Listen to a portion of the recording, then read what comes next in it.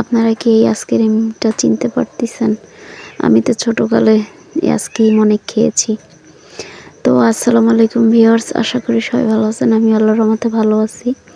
আজকে মেলার দ্বিতীয় পার্টটা নিয়ে আসলাম আপনাদের মাঝে। তো এই যে দেখেন আমার মেয়ে এই আইসক্রিমগুলো খাচ্ছে। আইসক্রিম নামটা আমি ভুলে গেছি, আপনারা যদি কেউ জানেন একটু কমেন্টস করে জানাবেন আইসক্রিম নামটা কি। তো যারা যারা আমার চ্যানেলটি সাবস্ক্রাইব করেননি প্লিজ একটা সাবস্ক্রাইব করে দিবেন, লাইক কমেন্ট শেয়ার করবেন। তো এইখান দিয়ে ঝালমুড়ি খেয়েছিলাম। ঝালমুড়িটা অনেক মজা ছিল আর ঝালও ছিল প্রচুর, আমার মেয়ের অনেক ঝাল লেগেছে। তারপরে দেখেন এই ফুলগুলো দেখতে এত ভালো লাগছে, দেখতে খুবই সুন্দর। কালো খয়েরিটা বেশি ভালো লাগছে আমার কাছে।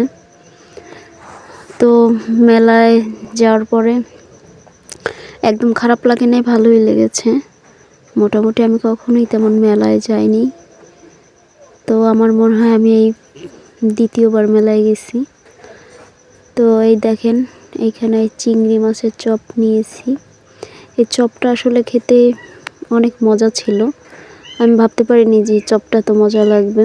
আমি ভাবছি যে চিংড়ি মাছের গন্ধ আসে কি না, কিন্তু না, চপটা খেতে ভারী মজা লাগছিল আমার কাছে। তো এইখানে দেখেন এই ছোটোকালে এগুলো দিয়ে আমরা অনেক ছাপ দিতাম হাতের ভিতরে।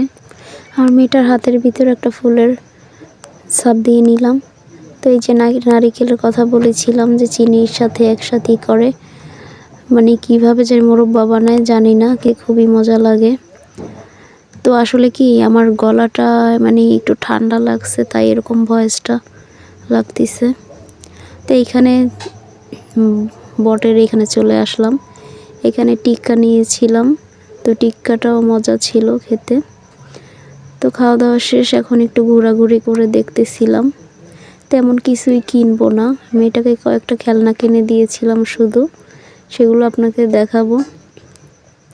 আমার মেয়েটার অনেক খেলনা আছে, তাই তেমন কোনো খেলনা দিইনি ওরে, কারণ আমি মনে করি এগুলো একদম অপচয়, শুধু শুধু টাকা নষ্ট হয়। তো এই ঘোরাঘুরি করার পরে এই যে দেখেন এইখানে হচ্ছে গিয়ে ছোট ছোট ব্যাগগুলা মোটামুটি ভালোই ছিল ব্যাগের কোয়ালিটি। তো এইখানে ক্লিপ ছিল, বাচ্চাদের ক্লিপগুলো ভালো ছিল।